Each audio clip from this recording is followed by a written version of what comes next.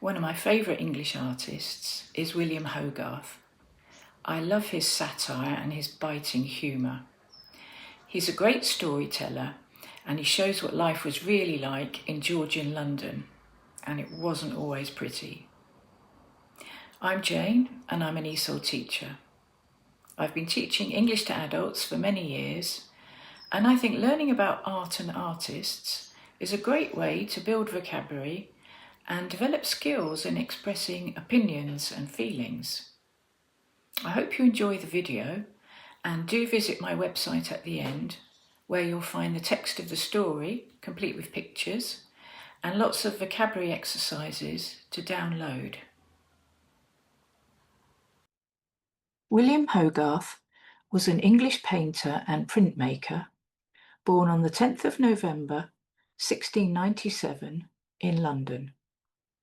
He's famous for creating pictures that tell stories about everyday life in 18th century Georgian Britain, which was openly and often shockingly rude. His work included humour and satire and could sometimes be quite brutal. Hogarth had to be careful with the rudeness in his works of art because he lived in a world where the church was very powerful, the aristocrats dominated society, and the big city merchants were becoming increasingly powerful too. Respectability was important to all of them, and Hogarth needed them to buy his paintings. Nevertheless, he did not like hypocrisy and painted pictures that showed all classes of society, often behaving very badly. His pictures were inspired by the people and things he saw around him. But in order to show the more shocking stories, he had to provide moral outcomes. He pioneered a new art form, the multi-part series, focusing on urban characters, which Hogarth called his modern moral subjects. They all originated as paintings, but were turned into engravings so that print copies could be made and sold to the middle and lower classes who previously could not afford to buy art. In this way, he could make his art accessible to all and make a good income at the same time. William Hogarth was born in Bartholomew Close in Smithfield. He was the fifth of 9 children, but only he and his 2 sisters grew to adulthood. His mother was Anne Gibbons, and his father was Richard Hogarth. His 2 surviving sisters were Mary and Anne.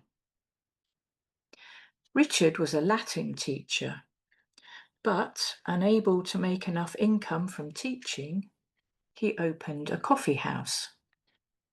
It was not a success, and in 1707 he was confined to Fleet Prison for debt.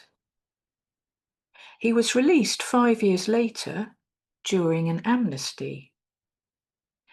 This incident remained with William Hogarth throughout his life, and it influenced his artworks, which often showed the struggles of ordinary people. In 1714, when William was 16, he was apprenticed to the gold and silver engraver Ellis Gamble, based at Leicester Fields. As an apprentice, Hogarth learned how to cut designs into metal so they could be printed onto paper. This skill helped him become a successful printmaker, and he set up his own business in 1720. Hogarth was sociable and enjoyed observing human behaviour. He knew the exuberant life of the London streets, bawdy houses, an old-fashioned word for brothels, houses of sex workers, fairs, and theatres, and he sketched what he saw. At the same time, he was drawn to the coffee houses and taverns, frequented by writers, musicians, actors, and liberal professionals, and he made friends with the intellectuals of the time. He joined the newly opened Art Academy at St Martin's Lane, where he drew from casts and live models, and met members of London's small artistic community. He didn't like copying, so instead trained his visual memory so that he could draw or paint directly on paper or canvas what he had seen in real life. In 1725, Sir James Thornhill, the greatest British artist of the time, responsible for the spectacular decoration of the inner dome of St Paul's Cathedral and the Painted Hall at Greenwich, opened a free school for artists at his home in Covent Garden. Hogarth joined the group and sometimes acted as an assistant, finishing details of some of Thornhill's commissions. From his time at the Academy, Hogarth knew Thornhill's daughter Jane. In 1729, when Hogarth was 32 and she still only 19, Hogarth obtained a marriage certificate, and 3 days later they married at the parish church in Paddington, without the consent of Jane's father. Despite an initial rift, Hogarth and Thornhill were later to become friends and collaborators. Hogarth and his wife did not have children, but they fostered foundling children. Foundling children were abandoned children who were cared for by institutions. Most were illegitimate, born to poor unmarried mothers who could not support them due to extreme social stigma. By the mid-1720s, Hogarth was producing pictures of a theatrical nature. He painted a scene from the English stage play The Beggar's Opera in 1728 to 29. The majority of the nearly 30 paintings he produced between 1728 and 1732 were conversation pieces or family group portraits. What was becoming clear by the beginning of the 1730s was Hogarth's increasing ability to visually tell a dramatic story through a group of characters and their theatrical setting. What began as a simple sketch of a Drury Lane prostitute and her servant in 1730 attracted favourable comments. Hogarth was encouraged to gradually extend it into a series of 6 paintings called A Harlot's Progress. Harlot is an old-fashioned word for a prostitute or sex worker. In A Harlot's Progress, completed in 1732, Hogarth tells the story of a young woman, Moll Hackabout, who leaves her life in the countryside for the allure of the city, only to be trapped in a life of degradation and despair. Each of the 6 pictures acts much like a scene in a play, with the drama played out through the actions of the individual characters. Each scene serves as a moral warning about the consequences of vice and corruption. Not only was it an everyday and contemporary story that Londoners could relate to, but it also featured people who were well known to the public. because they were recently involved in scandals. Even people who were unable to read and write could follow the stories in the pictures. The original set of paintings of A Harlot's Progress were exhibited at Thornhill's home in the spring of 1732 and caused a sensation, bringing critical acclaim for combining satire with fine art, and made a celebrity of Hogarth. Many satirical and humorous prints were being produced at the time, but A Harlot's Progress was something new and original that Londoners had not seen before. Hogarth invited subscriptions to a series of prints. Word spread around London, and he was quickly enjoying a healthy income of up to £100 per week. Unfortunately, the original paintings of A Harlot's Progress were destroyed in a fire at Fonthill House in 1755. William and Jane were still living at her father's house. By then, Hogarth was earning at least £1,300 a year from the sale of prints, paintings, and various commissions, a large income by the standards of the day. It was time to set up in his own premises.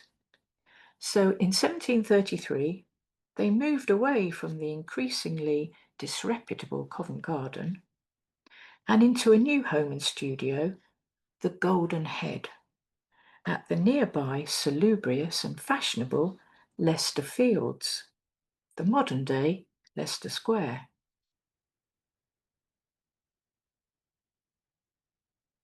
Hogarth painted the crowded canvas of Southwark Fair in 1733 to 34.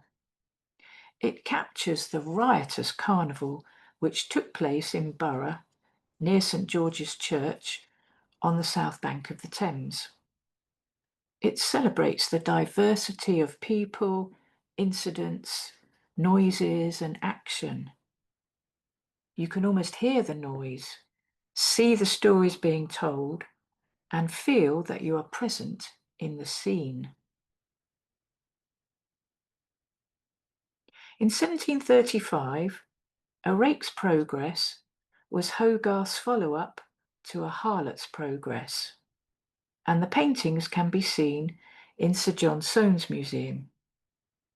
Rake is an old-fashioned word for a rich, fashionable man with immoral habits. A Rake's Progress follows the ill fortunes of Tom Rakewell. It moves from the time he inherits his late, miserly father's fortune through the squandering of his money on prostitution and gambling, his imprisonment for debt in Fleet Prison, where Hogarth's own father suffered the same fate, to his confinement in Bedlam, a mental hospital of the time, due to his descent into madness.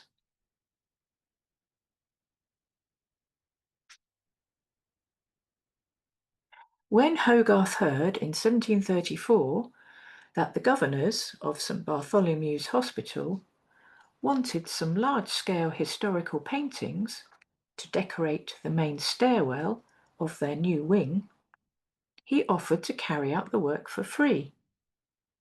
He had three main aims. He wanted to show that an English artist was capable of producing such large-scale biblical scenes in the grand style. He had a genuine philanthropic desire to contribute to the hospital, and he wanted to have his work seen by prospective clients in a prestigious location. He was subsequently elected as a governor of the hospital, with his paintings accepted in lieu of a donation. The two paintings have recently been restored and are on display in the hospital.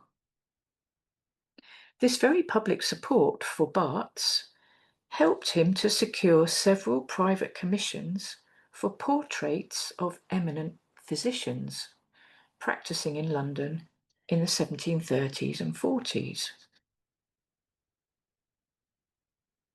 When the success of A Harlot's Progress resulted in numerous pirated copies by unscrupulous print sellers, Hogarth lobbied in Parliament for greater legal control over the reproduction of his and other artists' work.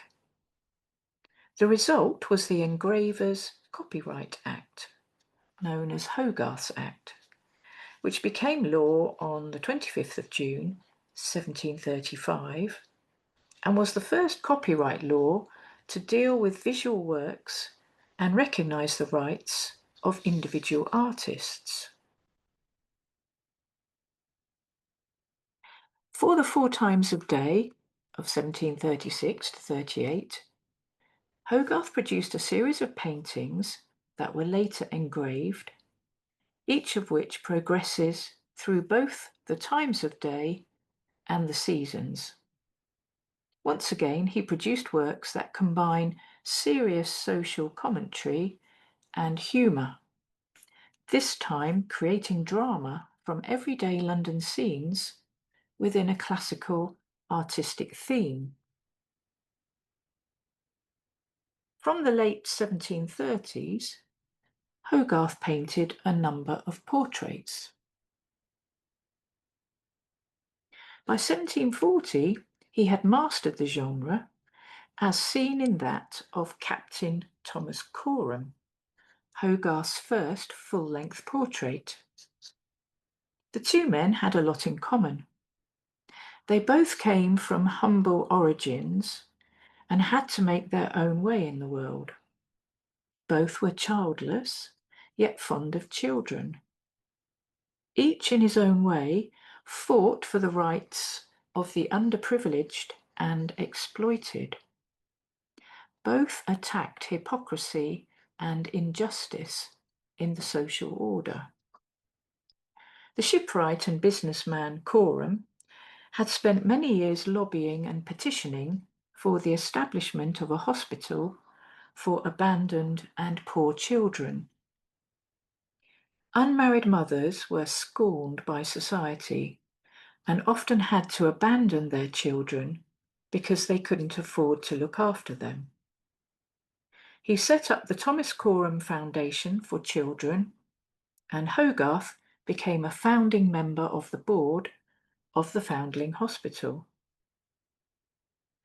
Having provided his portrait of Coram to the orphanage, Hogarth soon realised the potential of the institution as a way of promoting the work of British artists. He and several others presented historical works to hang in the courtroom of the new building at Bloomsbury, thus creating the earliest public art gallery in London. This ensured that the works would be seen by the aristocratic and wealthy patrons of the hospital, who might commission works of art for themselves. More importantly, it was out of the artists' annual meetings that the idea grew of holding an annual exhibition of British art, an idea that led eventually to the founding of the Royal Academy. This is what the museum looks like today. And this is what the courtroom looks like today. Hogarth's famous self-portrait of 1745 marked a high point in his career.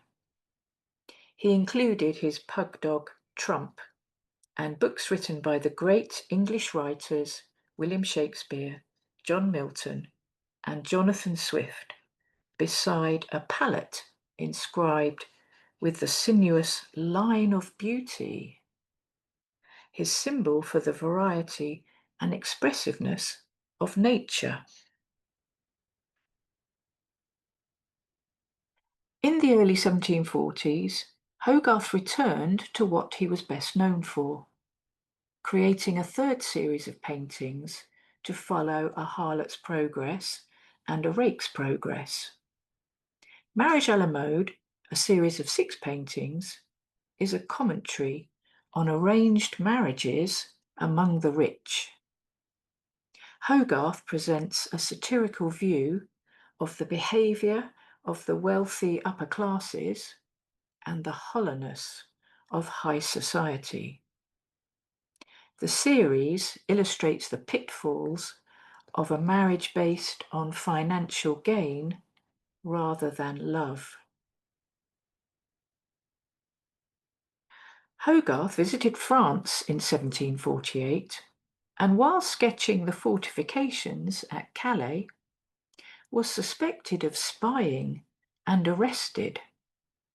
This is shown by an officer's hand on his shoulder at the left of the painting. Hogarth represents the French as a rabble of scrawny soldiers and a fat friar salivating over a haunch of beef imported for the British. Hogarth contrasts France with an England where everyone eats roast beef and not watery soup.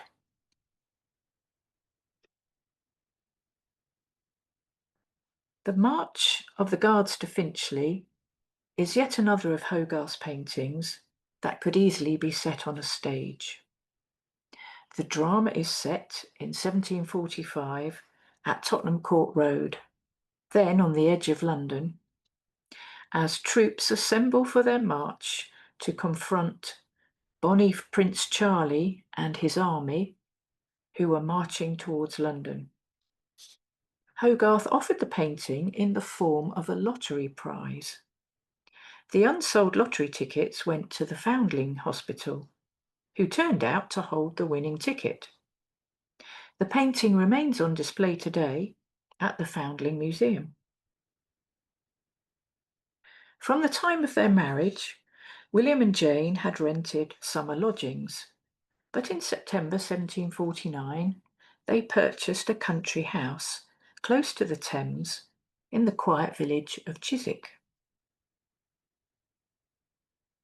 In 1751, the Gin Act was being passed by Parliament to try to combat the rampant addiction to the drink, which was mainly consumed by poor people trying to escape their terrible living conditions.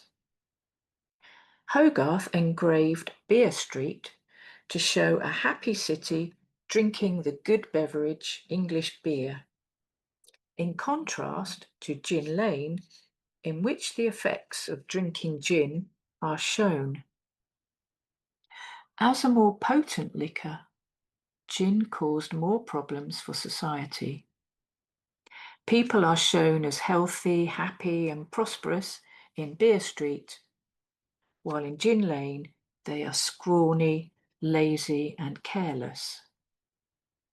The woman at the front of Gin Lane, who lets her baby fall to its death, echoes the tale of Judith Dufour, who strangled her baby so she could sell its clothes for gin money. The prints were published in support of the Gin Act, 1751. By the 1750s, Hogarth was reaching the peak of his artistic and satirical achievements, as can be seen in the last of his moral subject series of paintings. The Humours of an Election, which mocked the corrupt British election system of the time. The series of 4 oil paintings can be seen in Sir John Soane's Museum. In this self-portrait, Hogarth presents himself at home wearing a soft cap instead of a wig and painting at an easel. The outline on the canvas shows that it is Thalia, the Greek muse of comedy. Talia symbolises joy and playfulness, expressed through humour and storytelling. Hogarth invented comic history painting.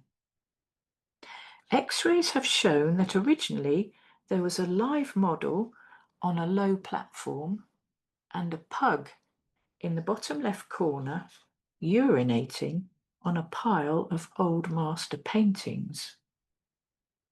Hogarth didn't like old master paintings. In July 1763, Hogarth had a paralytic seizure, but the following year he started work again, and in April 1764 produced his final print, tailpiece, The Bathos, in which he depicted the end of his own artistic world. He intended it as the end piece to the bound collection of his prints. The figure of Time, slumped next to a cracked pallet and clutching a burning copy of the Times newspaper, is often interpreted as Hogarth expressing his exhaustion, isolation, and despair at the frequent attacks on his work, and maybe even forecasting his own death. The sign says the world's end. He died on the 26th of October, 1764. Hogarth was a pugnacious man who was independent in his thinking and in his methods of art. He was eager to fight any members of the London art world with whom he disagreed, and he was often mocked by critics who did not like his work. However, he made a number of friends who remained loyal. Nevertheless, he died a bitter man at his home in Leicester Fields and was buried in the graveyard of St. Nicholas Church in Chiswick. Following her husband's death, Jane Hogarth took over his print-selling business, successfully managing the publication and sale of his works for many years. Following the expiry of her husband's copyrights in 1787, she was awarded a pension by the Royal Academy, despite William's refusal to become a member. Hogarth's house in Chiswick is now a museum. And here are some pictures of it.